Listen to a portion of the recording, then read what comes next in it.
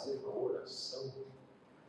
Paizinho querido, Deus te adoro. Muito obrigado, Deus, por esse dia, por esse ambiente aqui, pela possibilidade do conforto, pela possibilidade da liberdade, de podermos expressar de maneira aberta, livre, o nosso sentimento, a nossa orientação de consciência.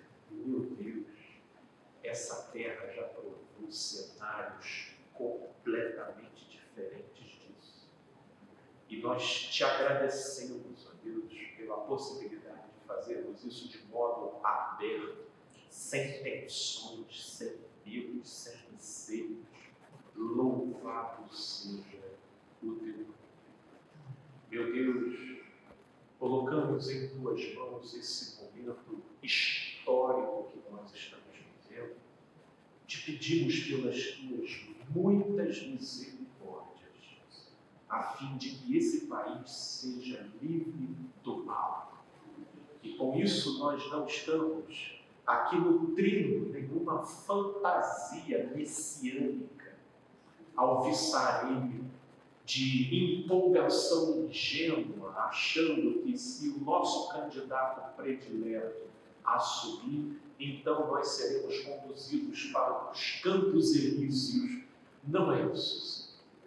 Mas estamos aqui com toda a sobriedade, por tudo aquilo que temos visto, entendido e discernido, pedindo para que a tua graça se manifeste na direção de nos preservar daquele mal que, uma vez presente, está alienando, alterando, deturpando, desencaminhando muitas pessoas, trazendo uma roupagem racional e filosófica para disposições reprováveis, tais quais preconceito, ódio, ressentimento, atrevimento, jactâncias e arrogâncias.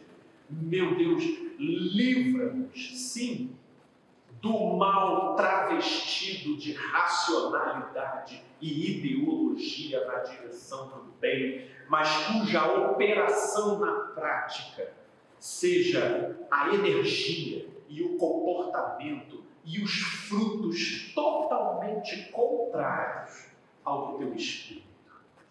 É esse livramento que nós estamos pedindo, ao mesmo tempo que nos dê sabedoria enquanto indivíduos para lidar com pessoas, para lidar com gentes, para sabermos nos colocar e nos conduzir nesse momento altamente complexo e delicado. Dá-nos a tua sensibilidade e a tua sabedoria.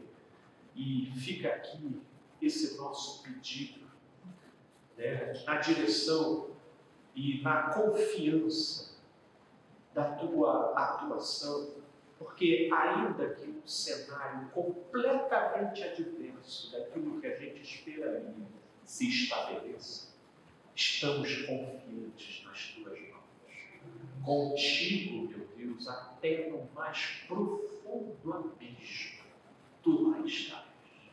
E a nossa confiança é em ti. A nossa fé não é em partido ou em candidato, mas em ti. E em ti, independente do cenário, permaneceremos firmes e esperançosos de que todo o mal, ainda que com uma aparente e momentânea prevalência nesse mundo, jamais subsistirá. Essa é a nossa esperança e é a nossa fé. Assim te pedimos e assim esperamos, em nome de Jesus. Amém. E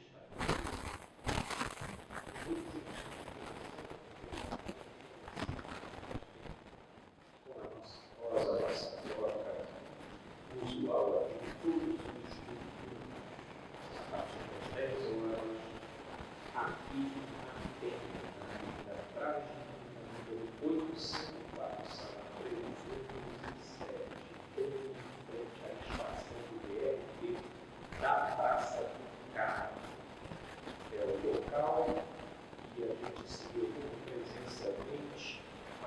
juntos, entoarmos,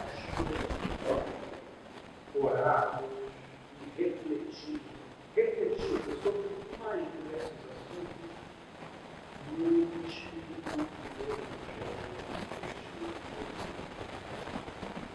Hoje, nós faremos a segunda parte da mensagem que foi iniciada no domingo retrasado, cujo tema é liberdade.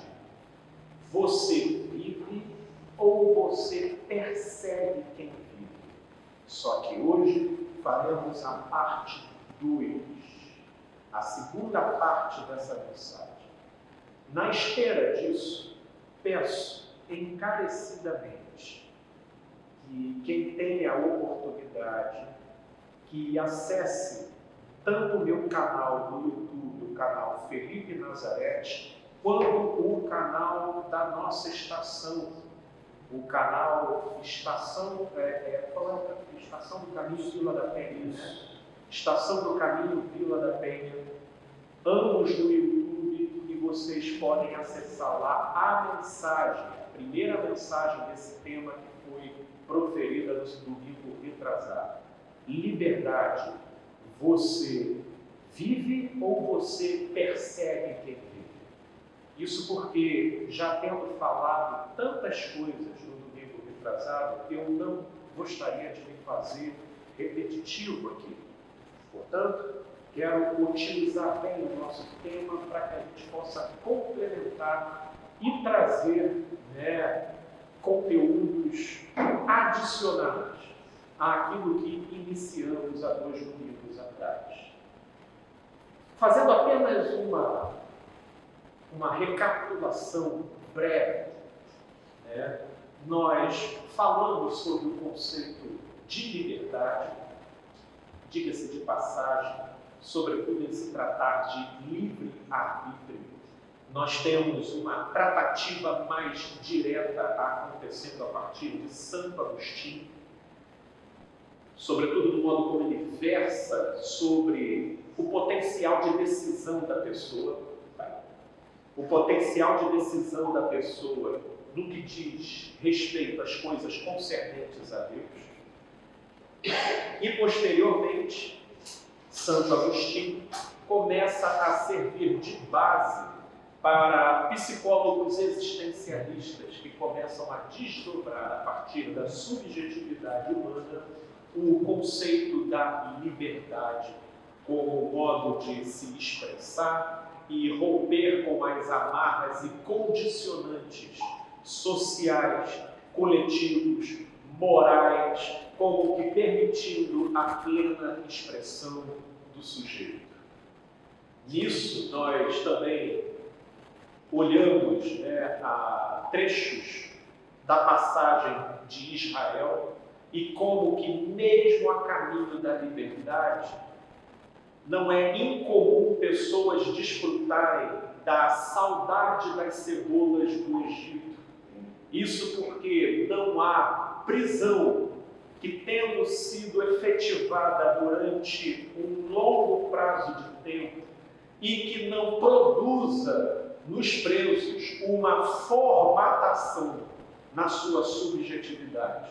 E é por isso que, quando ela sai dos grilhões para fora dessa prisão, ela vivencia a liberdade como desconforto. Ela vivencia a liberdade do ponto de vista das sensações e dos sentimentos como algo que ameaça, como algo que produz incômodos. E é por essa razão que muitas pessoas, porque isso vai depender de grau, de intensidade e de modo para cada pessoa, não são poucas as que, ao invés de sair, escolhem permanecer dentro da prisão.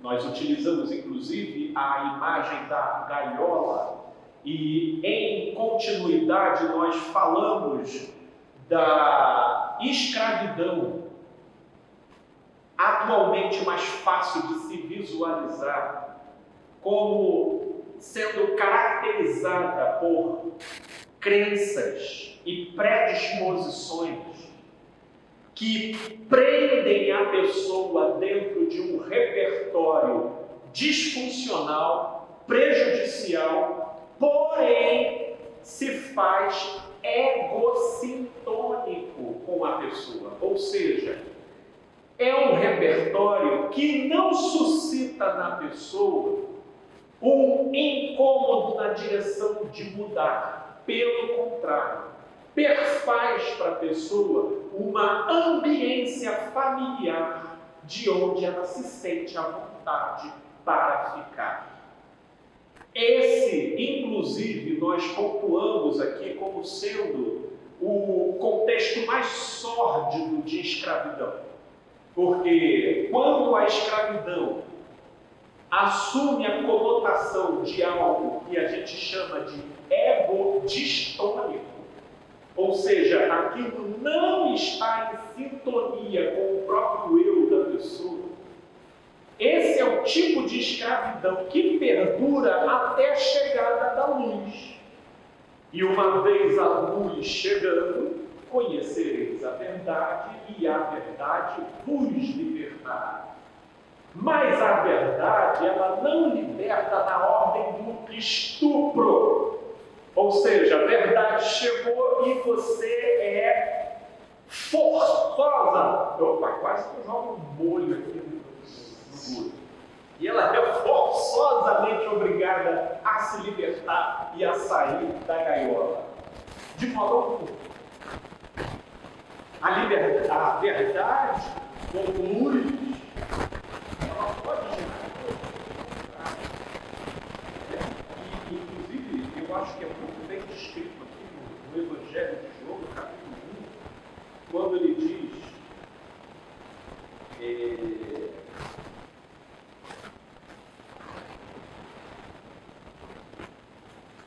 a saber, a verdadeira luz que vinda ao mundo ilumina a todo homem. O Verbo estava no mundo, e o mundo foi feito por intermédio dele, mas o mundo não o conheceu. Veio para o que era seu, e os seus não o receberam. Não o receberam. Porque se para uns a luz liberta, para outros a luz causa repulsão. Se para uns a luz conduz para fora da gaiola, para outros a luz reforça o fato de que o ambiente do sujeito é dentro da gaiola. Esse é o poder ambivalente da luz na psique e na constituição humana. E eu creio que é em cima disso que eu quero desdobrar um pouco mais, fazendo apenas essa breve recapitulação do que a gente conversou, e acho de muita utilidade quem não assistiu, assistir a primeira parte para ter uma continuidade. Porém, antes de a gente ela conduz para fora da gaiola, e para outros ela empurra para dentro da gaiola. Entende? Ela empurra para dentro da gaiola. A luz, ela produz esse potencial ambivalente. Porque ela vai para nem todos terão uma relação egocintônica, ou seja, uma relação harmônica com a luz. Nem todos têm.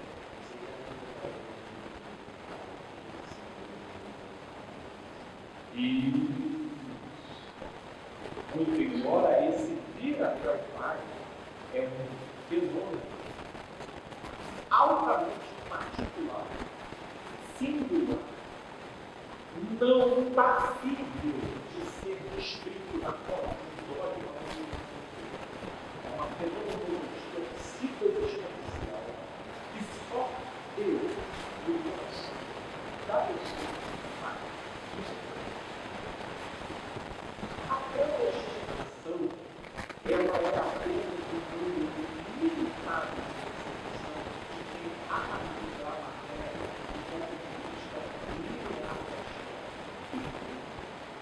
Porque em Deus tudo é. E se isso é algo que eu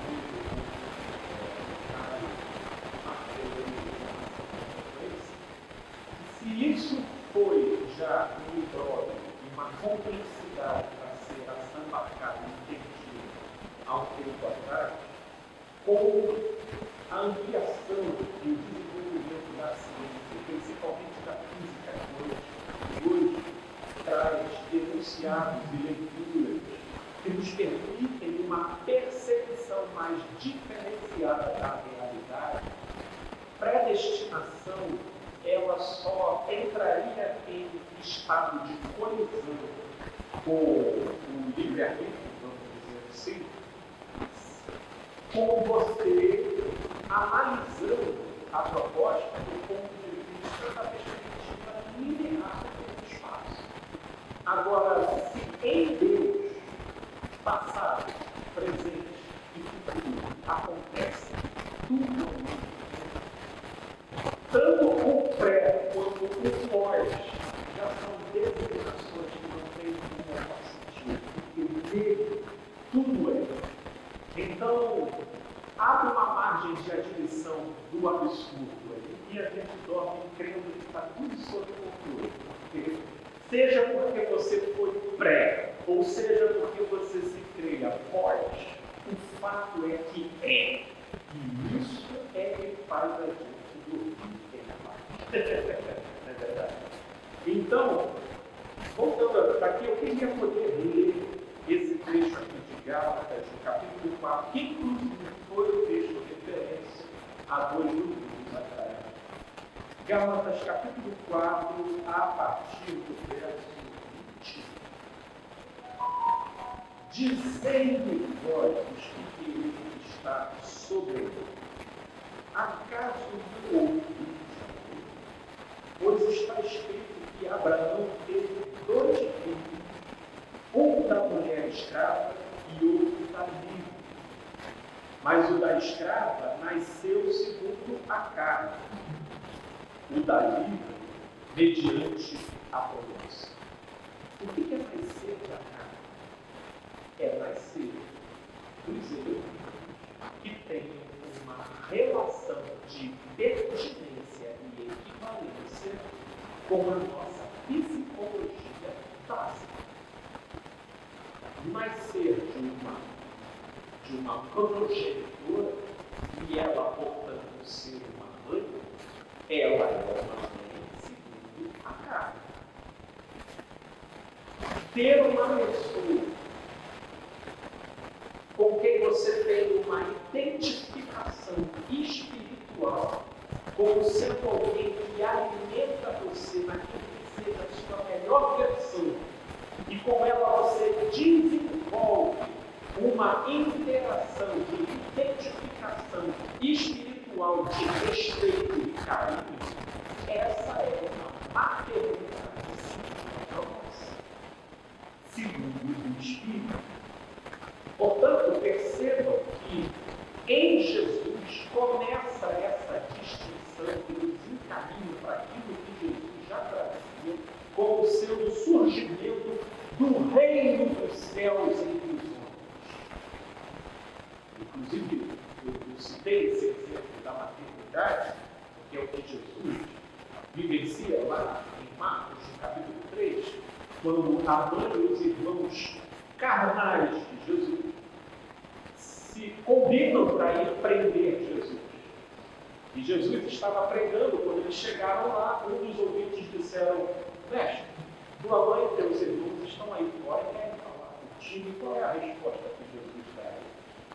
Quem são minha mãe e meus irmãos, senão todo aquele que faz a vontade do meu Pai que está no céu?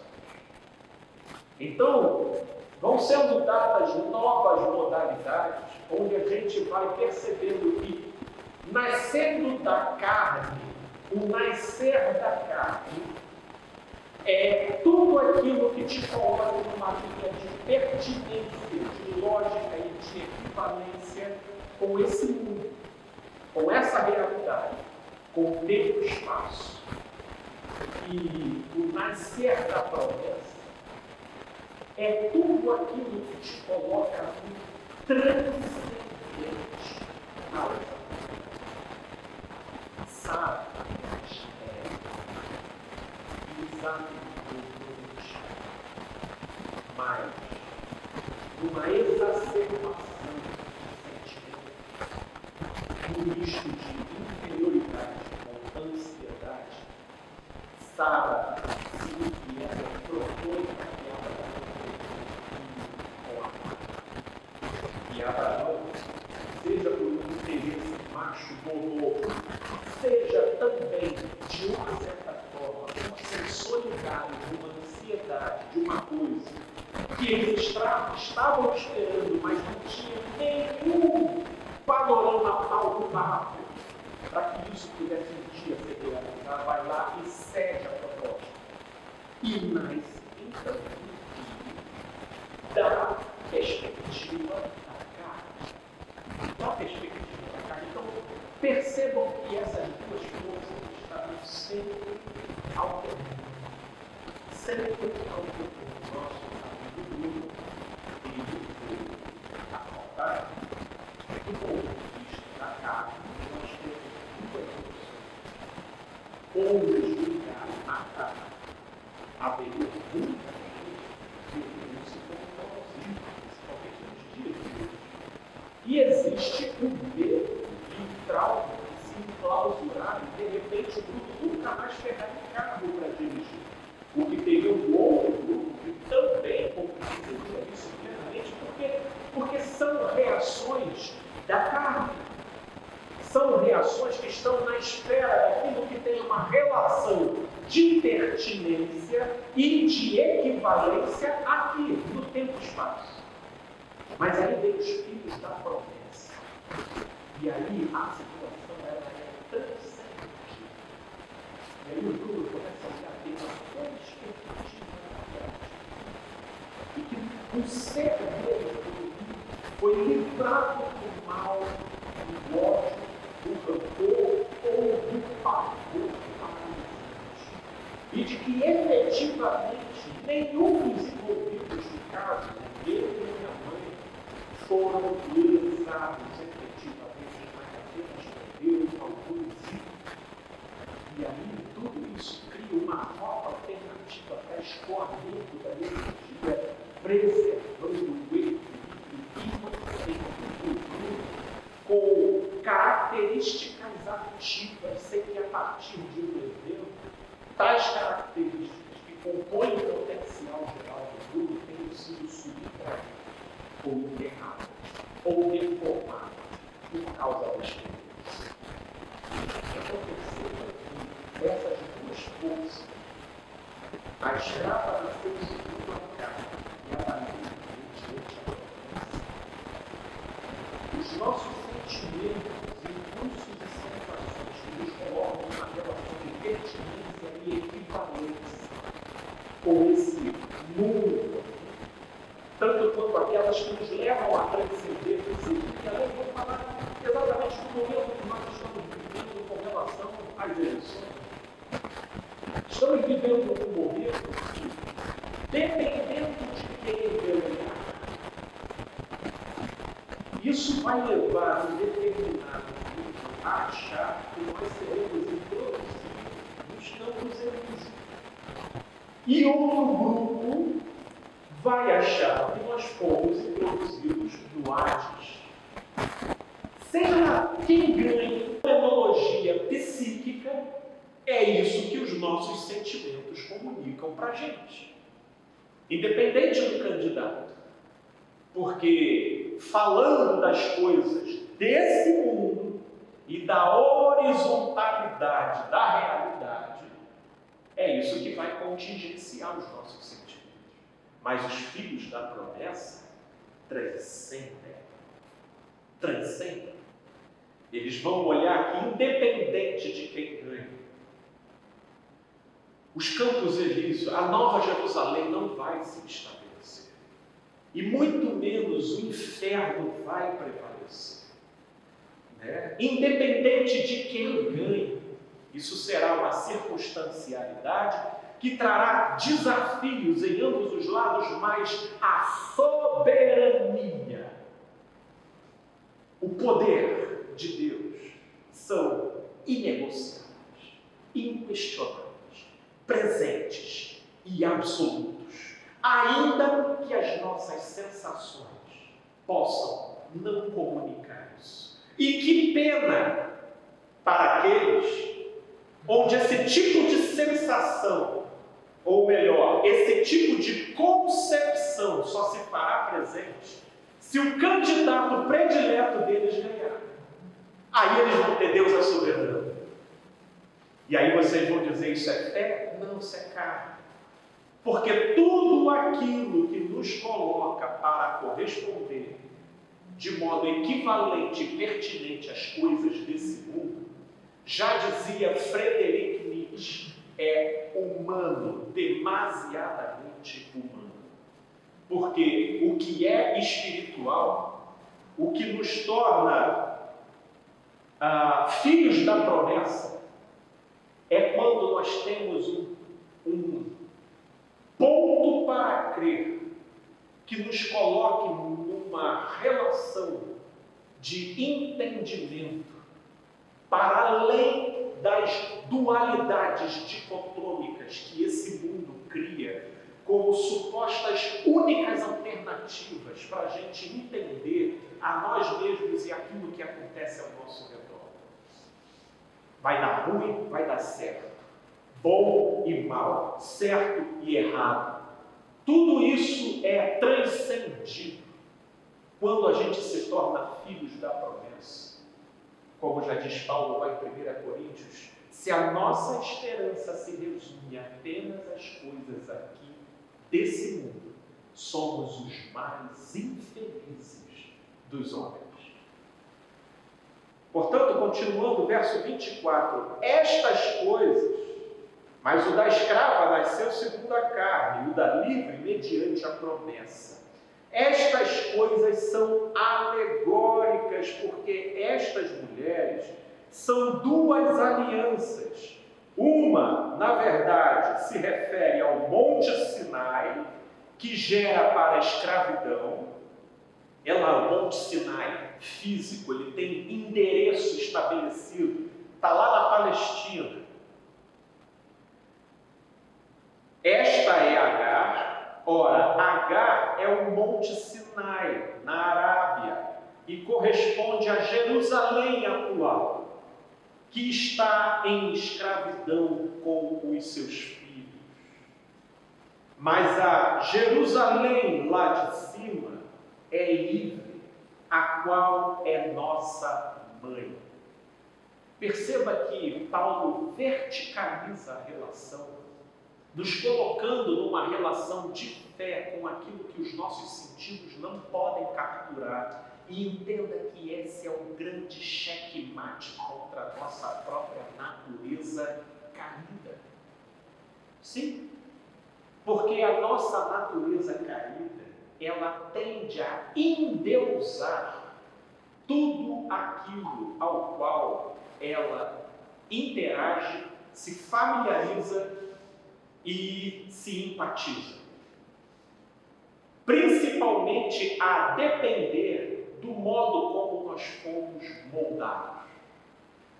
Dependendo do déficit, dependendo do trauma, dependendo das lacunas que a nossa formação possa ter gerado em nós, e em se tratar de pessoas inseridas no mundo caído, a gente não precisa ser profeta para saber que nesse ponto nós somos solidários, Nós temos esse ponto em comum, cada um de nós aqui, seja a partir daquilo que seja considerado mais horroroso para a sociedade, seja aquilo que seja moralmente considerado mais brando, mas cada um de nós possui déficit, lacunas, complexos, a partir de falhas e imperfeições, seja do comportamento dispensado a nós, seja do modo equivocado como a gente assimilou aquilo que foi dispensado a nós.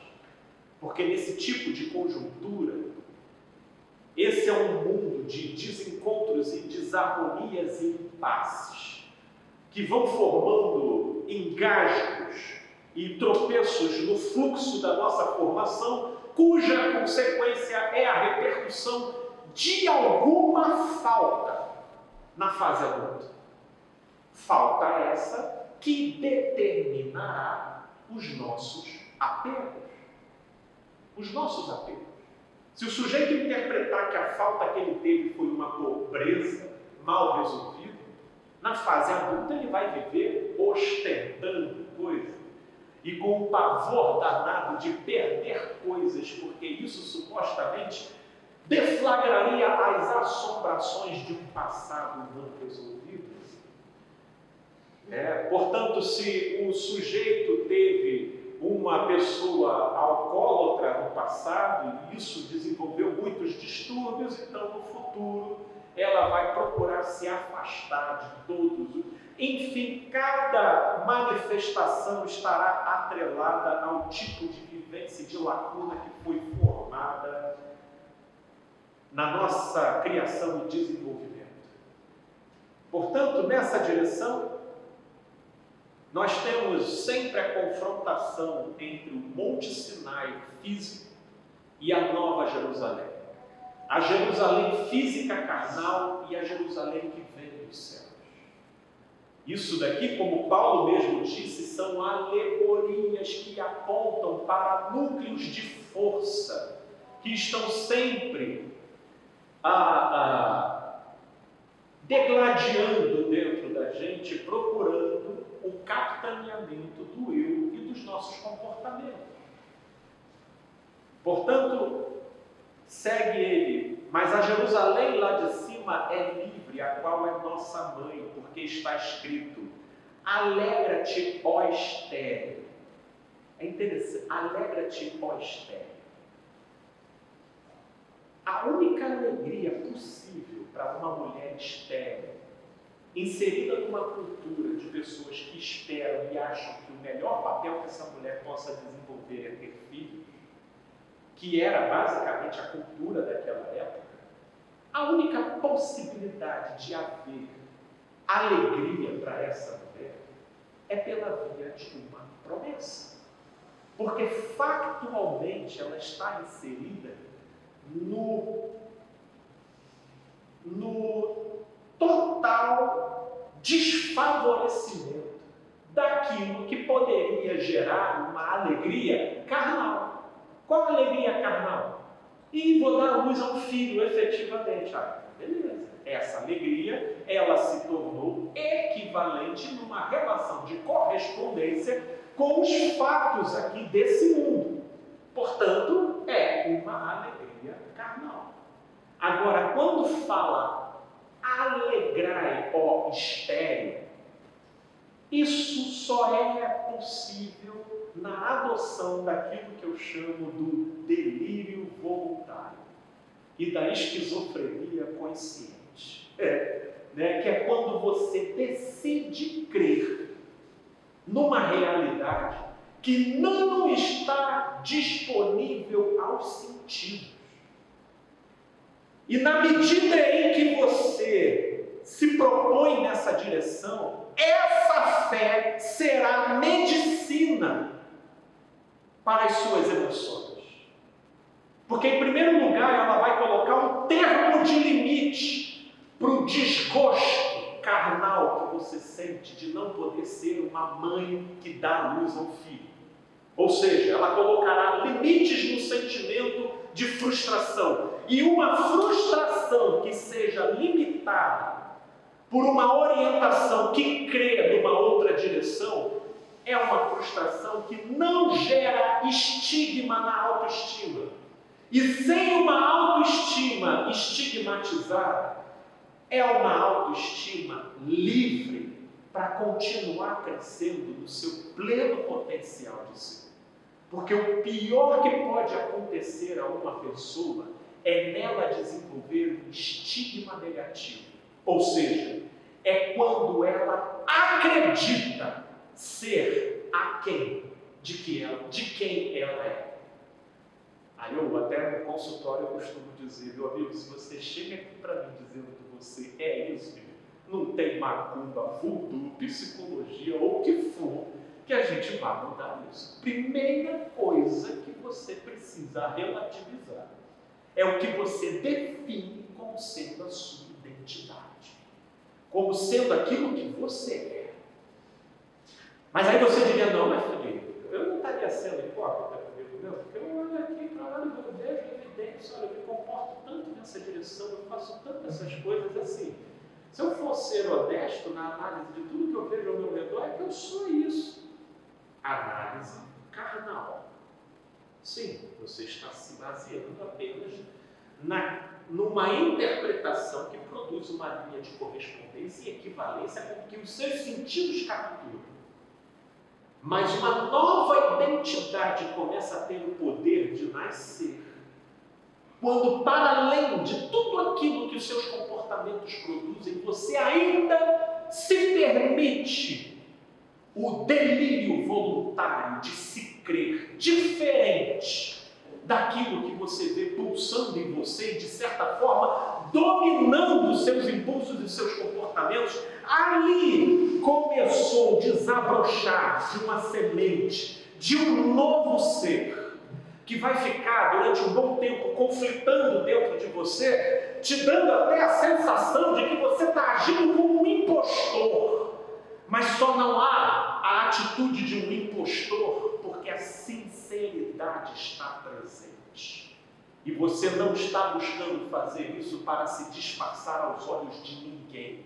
Você está fazendo isso porque, em detrimento dos sinais e das provas sobejas de que você seja aquela versão caída e acabada, que os seus sentimentos e as suas vivências te comunicam ser, você teimosamente crê que se Deus falou que você é outra coisa, então é isso que eu vou morrer acreditando que eu sou. E quando essa determinação se estabelece, essa crença começa a trazer medicina para o ser. Medicina, porque ela vai segurando, ela vai contendo, ela vai diminuindo, e com o passar do tempo, você vai vendo aquilo que em Romanos, no capítulo 8,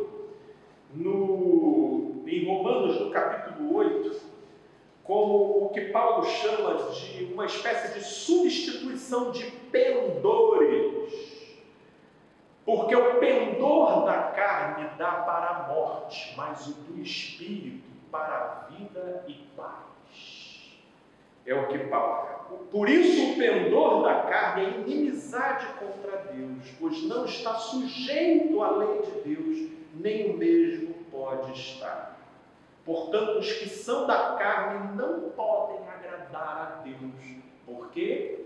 Porque estabeleceram a sua própria sensação como os seus próprios juízes. Estabeleceram seus próprios sentimentos e conceitos como sendo os determinantes da sua própria identidade. E não aquilo que Deus afirma sobre você. Consegue entender que o nível da coisa é muito íntimo? É lá dentro. Só que tem muita gente que não dá esse pulo. Não dá. Não chega e não dá esse pulo. E aí ele vai notando que é tanta coisa que prende ele dentro dessa gaiola, que aí ele começa a desenvolver o quê? Um cinismo. Um cinismo. Ele vai ficando cínico. E o cinismo vai sendo associado com uma inevitável hipocrisia. Por quê? Porque quem se torna cínico num comportamento interno, de chegar à seguinte conclusão: se eu não posso contra isso tudo, então vou me juntar a isso tudo, né? Vamos só procurar o melhor jeito de viabilizar isso daqui, sem que isso daqui gere maiores problemas para a minha vida. E aí o que o sujeito faz? É aí que entra a hipocrisia. E o Deus que determina a linha do enquanto o sujeito expresse isso ou esconda isso, já não é mais o espírito no coração, mas sim o olhar dos outros. O olhar dos outros.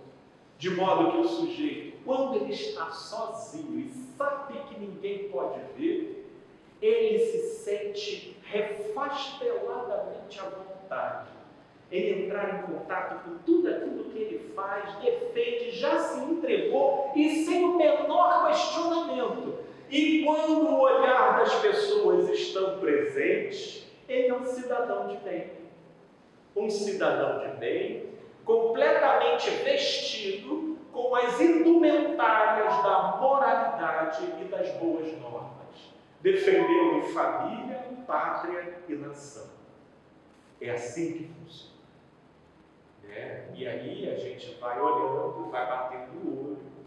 Meu Deus, se a gente fica às vezes indignado com certas hipocrisias, imagine Deus que conhece o coração. O bom é que o nosso bom Deus, meu Pai, Ele está para muito além disso tudo, né? Nós é que temos uma reatividade indômita e nos sentimos tão incomodados com essas coisas, mas Ele, que é o reto juiz, sabe o ponto de curva de cada um. O ponto de curva de cada um. Portanto, voltando aqui a Gálatas,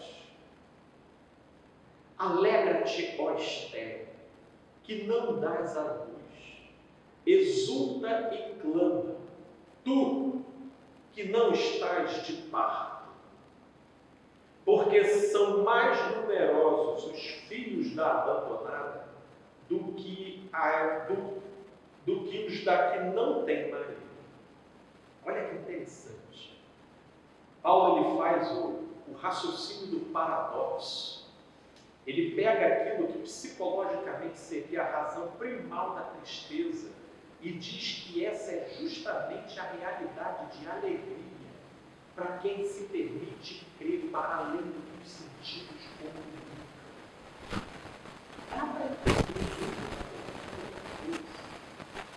É por isso que a gente vai vivendo em momentos como esse, e por mais que eles contingenciem a nossa alma, a gente vai passando por isso com equilíbrio.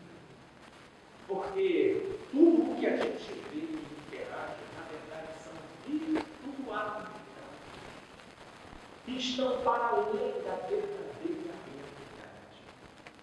Porém, entorpecidos e contingenciados pelas nossas próprias sensações, nós vivemos o desafio diário de nos deixarmos levar pela nossa psicologia básica.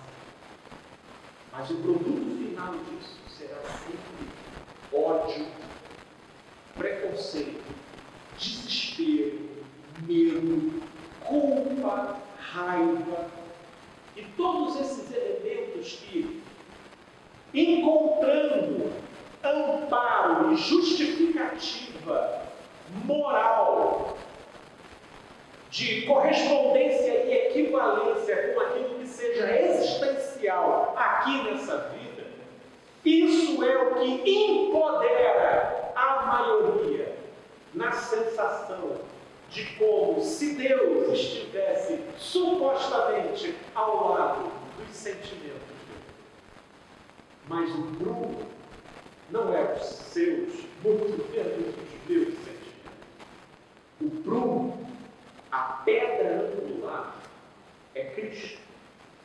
Tudo o que se desalinhar do que ele ensinou, viveu e encarnou, mas pelo simples fato de estar desalinhado, repercutirá no seu devido tempo, as devidas consequências.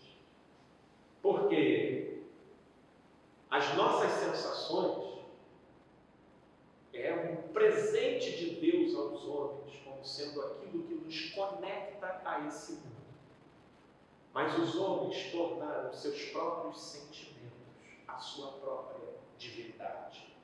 E não se permitindo crer em nada além daquilo que tenha uma relação de coerência e pertinência com os seus próprios sentimentos, então nós nos enveredamos por um caminho de uma psicologia altamente previsível. Salvo aqueles que, tendo o Evangelho como luz, orientam e buscam disciplinar suas próprias sensações e sentimentos na direção da luz. Na direção da luz. Portanto, se o Bolsonaro ganhar, vai vir uma sensação tremenda de trevas. Sensação. Que daí isso seja verdade, são outros 500. Para o outro grupo, se o Lula ganhar, vai vir uma sensação de trevas. Sensação. Porque a realidade são outros 500. Só que é porque os homens se entregam às suas próprias disposições, que no final das contas eles produzem frutos de morte. Porque vivenciando essa sensação de trevas, a gente fica o quê? Amedrontado. E uma vez amedrontado, qual é o familiar de primeiro grau do medo? A violência. Aí a gente faz o quê? A gente ataca. Portanto, a gente está sempre repercutindo a nossa psicologia animal, tribal e básica. Só que agora, com uma sociedade mais cientificada e modernizada, a gente faz tudo em nome de Deus. É para Deus. Aí a gente santifica as nossas raivas. A gente sacraliza os nossos preconceitos. E a gente parte para cima. E uma vez que um cara esteja xingando o outro, mas em favor do seu próprio candidato, você entende o fenômeno, se torna acolhedor, porque afinal de contas é compreensível, né? E a gente vai fazendo, quando não é a gente que perpetra o ato, a gente vai sendo complacente com aqueles que assim vão fazendo, né? Por nós, e em nosso nome, e sendo especialmente lenientes com aqueles transgressores que transgridem na direção daquilo que os seus sentimentos simpatizam. Essa é a nossa perversão sutil e que aqui faz a distinção entre os filhos do Monte Sinai e da Jerusalém física e os filhos da promessa. Isso porque, dependendo do nosso candidato em questão, certamente se o candidato de oposição vencer, isso vai gerar desconforto. Mas esse desconforto será limitado se essa pessoa tiver algo superior no qual ela possa acreditar. E essa credulidade será medicina para essa pessoa. Medicina. E isso é apenas um dos enquadramentos que eu estou aqui utilizando, porque a gente pode pegar inúmeras outras situações da vida. Isso é um enquadramento que está em voga. Estamos vivendo hoje o dia da definição disso, que com a graça de Deus acaba. Amém.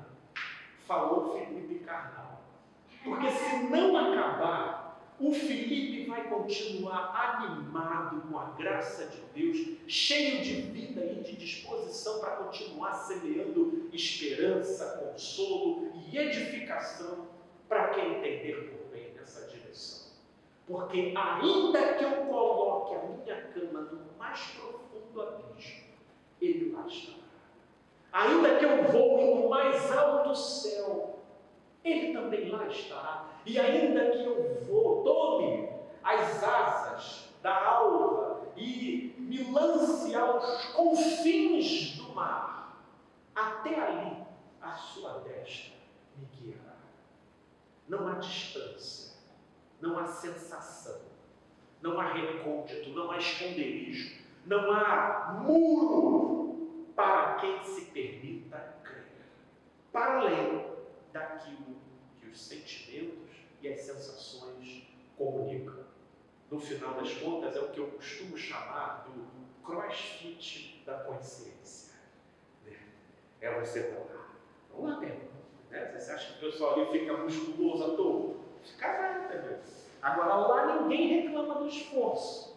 Por que no CrossFit ninguém reclama do esforço? Porque recebe o feedback do olhar de terceiros que bate o olho e diz: caramba, meu irmão, que shape! Né? Agora, na matéria em que nós estamos tratando, quem é que reconhece e bate palma porque você está mais equilibrado? Só anjo. Porque esse feedback você vai receber de quem? É íntimo aqui. Então, como a gente não recebe esse feedback de fora, a maioria desanima, reputa como algo difícil e acaba largando a corda. Mas aprove o Papai do Céu fazer assim, porque ele disse: o meu justo viverá pela fé. E é assim que é. E é essa a saída que opera a porta de saída da grande gaiola, que são as pessoas engaioladas pelos seus próprios sentimentos, sensações e pelo seu próprio juízo interno. Essa é a grande gaiola que nos escraviza. Meus amigos e irmãos, que Deus nos abençoe. Vamos juntos aqui fazer uma oração. Paizinho querido, Deus de amor,